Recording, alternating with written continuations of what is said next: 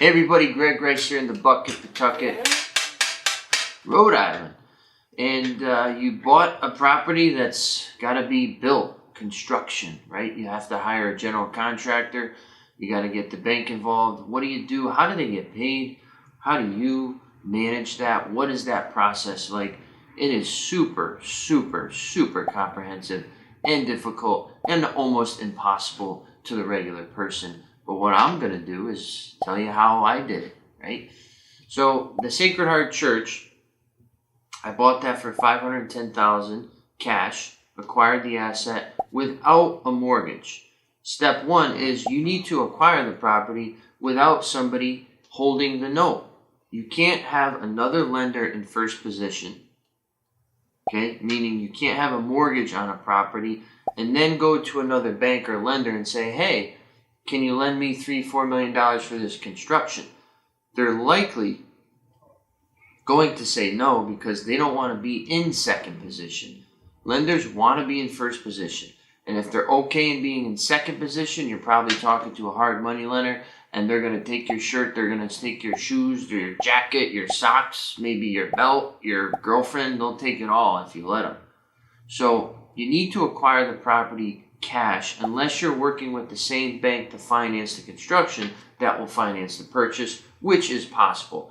But for most purposes, a lot of these buildings that need to be renovated are cheap money, so you should pay for them cash. And it also shows the bank that you're serious and that you got the mustard to back it up, and they can catch up later.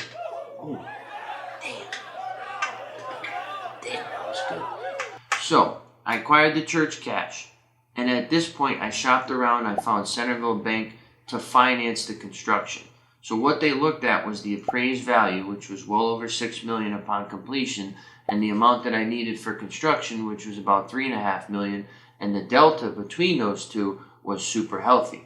Most of those lenders will go 60 to 70% loan to value, which is about where I felt. So every month the builder will send what's called a requisition, a rec for short, demanding the payment for the last month's work.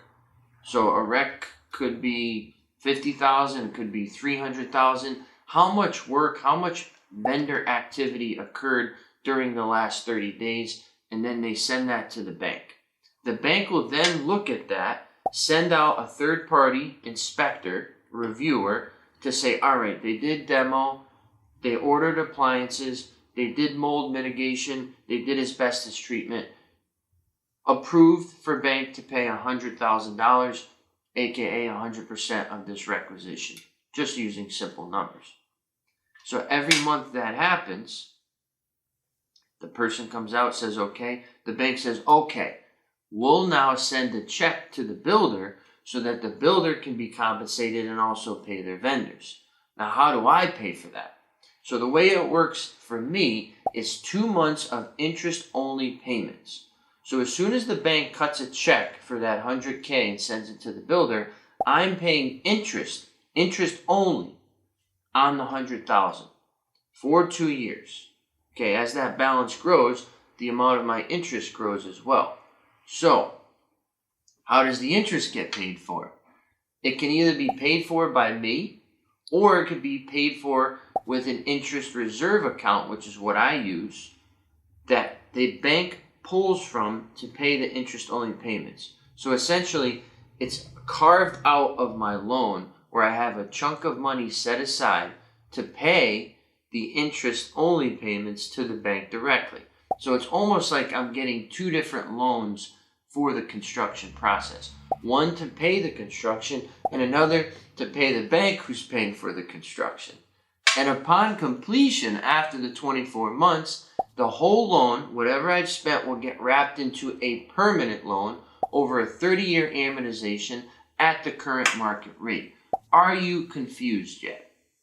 That's how it works. That's how it goes.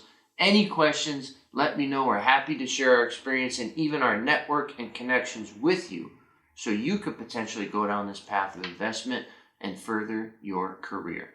Once again, Greg Rice here in the Bucket, your property and your loans managed.